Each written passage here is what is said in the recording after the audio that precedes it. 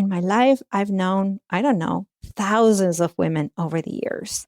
I've supported hundreds and hundreds of them. And I can tell you that I have not met one woman I supported who didn't find it hard to communicate their needs. I don't like to argue, so I say nothing and fume for days.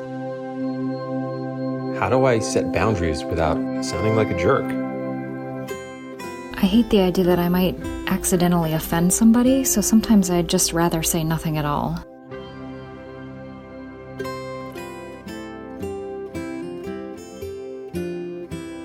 Welcome to the Language Alchemy Podcast, and thank you for joining me today. This is your host, Alejandra Siroka, a transformative communication teacher and coach who's devoted to helping multicultural individuals and couples engaged in personal growth transform their lives and relationships through conscious communication. Every year around this time in March, I like to talk about communication and women because on March 8th, we celebrate International Women's Day. Women's Day is celebrated around the world in two ways. One, to highlight the cultural, political, and socioeconomic achievements of women. And two, to raise awareness about what's needed for women across the globe so that we can support women and get closer and closer to having equality for all the female members of our human family. In this episode, I am going to focus on the latter. I'd like to raise our awareness about something that most women struggle to communicate, even to this day, and that is to communicate our needs. As you listen to this episode, whether you are female or identify as one, or even if you aren't female or do not identify as one, I'd like for you to consider that when all the women in your life are able to communicate their needs with clarity, confidence, and compassion, they will be able to thrive because they will know in their bones that they matter as much as the male members of our human family. And women cannot thrive if they think they're less than men, or if they believe that they have not earned the right to have needs. So today, we are going to address this topic to help women thrive. Because when women thrive, we all thrive.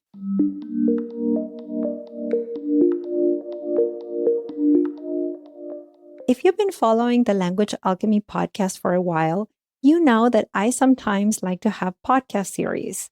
This is when I devote more than 2 episodes to a specific topic so that we can look at a communication topic from multiple angles. This episode is the first one in the series I'm calling Communicating Needs Skillfully. Today, you are listening to the first part of this series. In this episode, I'll talk about why it's hard for us women to talk about our needs. Before we dive in, if you realize during this episode that you also struggle to communicate your needs and you would like to change that, then I'd be delighted to support you and be your transformative communication coach. Right now, I am offering Language Alchemy group coaching, and the spring cohort is starting in April. This is a 3-month customized communication coaching program for 10 participants only. To find out more and submit your application, go to languagealchemy.com/group coaching.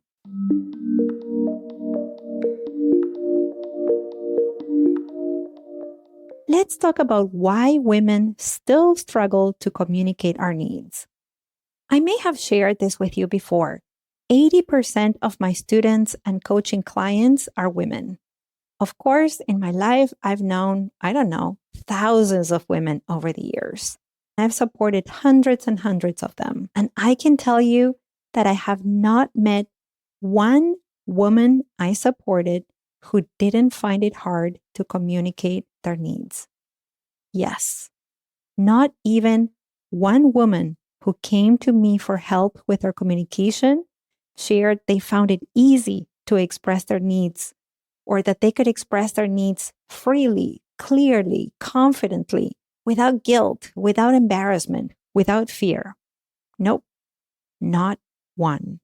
And I include myself in that category because I'm the first woman I supported with her communication. I too found it difficult to communicate my needs, and it's something I had to work on consistently for years. And you may be wondering, why is that, Alejandra? Why is it so challenging for women to simply say, I would like to receive more support from you when the kids are sick? Or, my body is telling me I need to rest and I can't keep volunteering every weekend. You need to find another volunteer. Or, I'm struggling to keep up with all the tasks and deadlines you're giving me. I need one more person in my team if you'd like us to meet the goals for this quarter. Why is it that women can't simply express their needs easily with their partners, with their adult children, with their coworkers, with our parents and other family members, with people in our community, with strangers? Why? Have you ever asked yourself that question? Or how about, why is it that so many women communicate our needs in such indirect and unclear ways? So, for example, instead of saying, I would like to receive more support from you when the kids are sick and have you hold our toddler in the evenings and also put in a load of laundry in the washing machine, what you hear instead is, oh, my back is hurting so much and our toddler is sick and he's gotten so heavy and wiggly. And oh my gosh, I already did 3 loads of laundry today. Oh. Or instead of a woman saying she needs the organization to find another volunteer, what she says is something like, many organizations have many volunteers and they rotate them so that nobody experiences exhaustion. Such an indirect way to express a need. Or why is it that a woman doesn't say at work, I need one more person in my team to meet the goals? What she might say instead is, I just heard a podcast about organizational productivity. The host had a very interesting episode about how successful teams in organizations just like ours have a certain number of people in their teams. Would you like me to share the podcast with you? I think you'd find it very insightful. Such a roundabout way of expressing a need.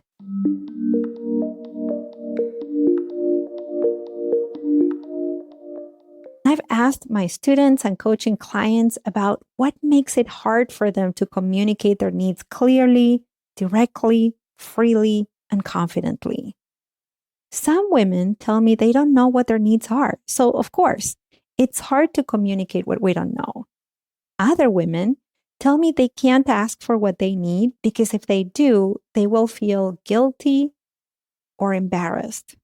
Other women tell me they are so good at anticipating other people's needs and catering to them without others asking them for support that they feel appalled, angry, and disappointed when the closest people in their lives cannot do the same for them.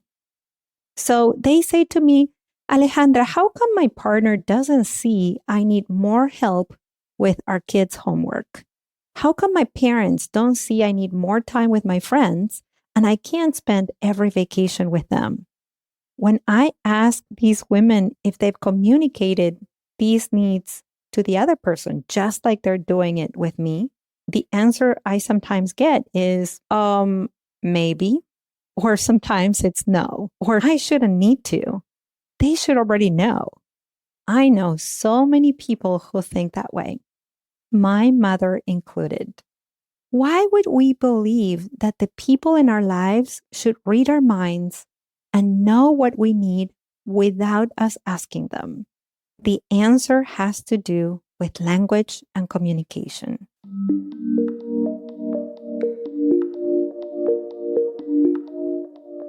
In the work I've done both with myself and other women to help us express our needs with clarity, confidence, and compassion, I found a variety of reasons as to why we women struggle to communicate our needs. All these reasons have to do with how we were taught to communicate when we were young and the kind of language we heard as young girls about our needs. First of all, when we were girls, most of us learned a language of obedience. The adults around us told us what to do, how to be, how to follow their rules, their directions, their instructions. The majority of the language we heard as babies, toddlers, and young kids was related to obedience, and this was consistent.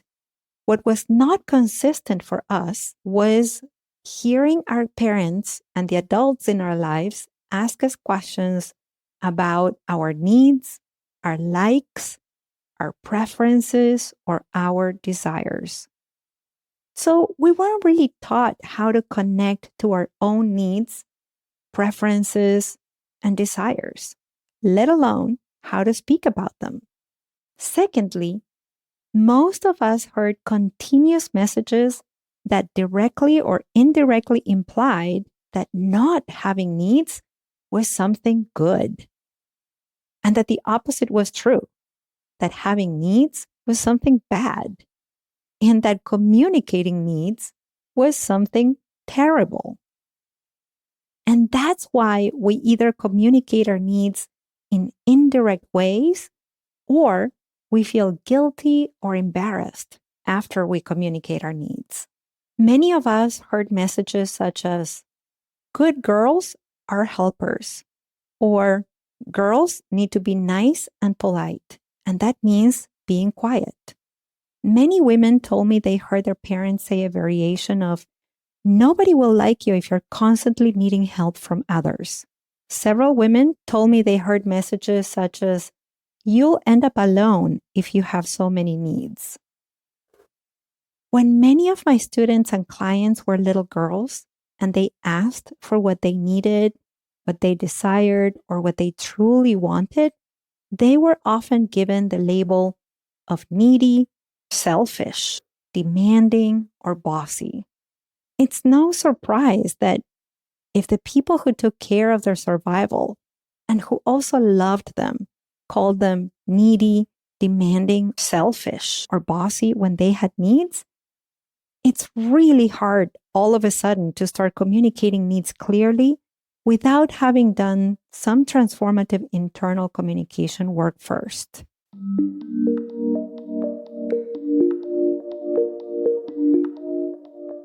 Thirdly, we were treated differently and had different expectations to fulfill than our male counterparts. Most of my female students and clients who grew up with brothers were asked to do more house chores or to play more supportive roles in the family than their male siblings. And here I'm talking about women who grew up in the United States and also outside of the United States. I can't tell you how many times I heard my female clients tell me that they were expected to be good, quiet students, while their brothers were expected to be outgoing go-getters. I heard many times female coaching clients and students tell me that their parents never asked them if they were having fun or if they were enjoying themselves, but they do remember their parents asking their brothers if they were having fun. I heard so many of the women I supported tell me their parents would not go to their dance recitals, music events, or sport events, or activities that were fun and nourishing for them, but they would not miss a single game their brothers played. Number 4, most of the women I supported were celebrated or rewarded with affection and appreciation when they helped others, when they did more for others, when they contributed to others, more than when they did something for themselves. In fact, many of them were punished, reprimanded, or seen with negativity when they did something for themselves or when they asked for what they needed, wanted, or preferred. Then it's no wonder that we were conditioned to keep our needs to ourselves and not communicate them out loud or express them directly.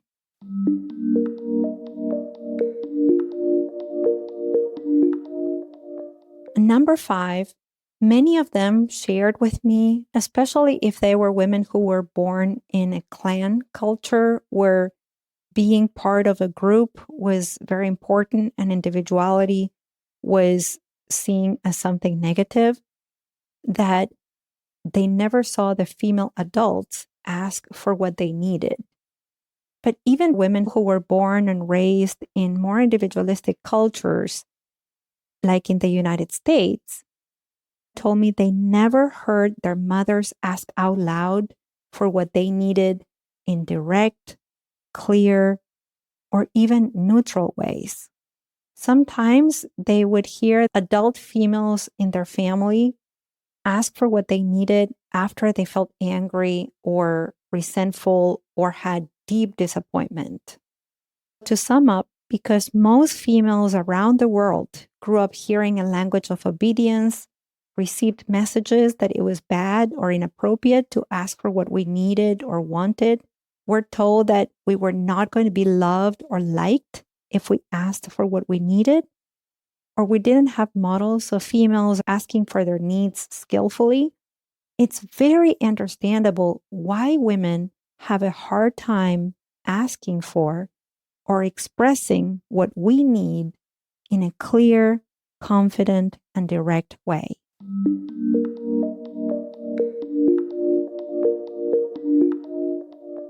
If after listening to these examples, you identify with them and recognize that you too struggle to communicate needs, please know that you are not alone. And also know that just like my female students and clients, and like me, you learned this, which also means that you can unlearn it. Learning to communicate our needs is part of our journey to become an adult woman. As one of my clients, let's call her Martina, said many years ago, when I came to work with you, Alejandra, I was communicating like a little girl. Now I've grown in my communication. I am communicating as a woman. And that was very true. Like Martina, like most of my female students and clients, and yours truly learned to communicate our needs, you can too. And how do you do it?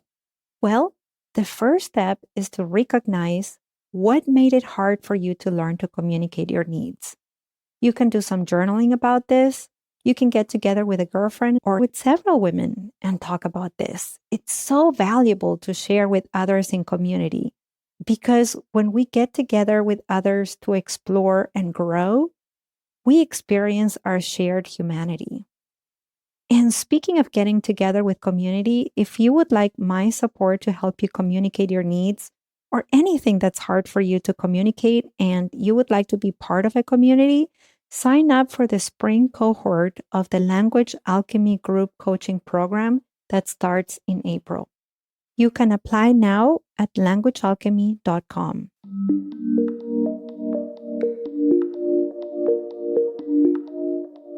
Before we recap, please help me support other women communicate their needs. What you can do right now is think of 2 or 3 women who need to hear this episode today and share it with them. Help other women thrive. Remember, when women thrive, we all thrive. And now let's recap what you've heard today. In this episode, we talked about 5 reasons about why it's hard for women to communicate our needs with clarity, confidence, directness, and ease. Next week, we'll talk about how to connect to our needs, because as I said earlier, we cannot communicate what we don't know or have access to. Thank you so much for listening, and a special thanks to all the wonderful people in the winter cohort of the Language Alchemy Group Coaching Program. I love witnessing how you are all communicating your needs more skillfully, more gracefully, and more confidently. Until next week, and as we say in Argentina, ciao ciao. Original music by Gary LaPoe. You can find all links in the show notes at languagealchemy.com.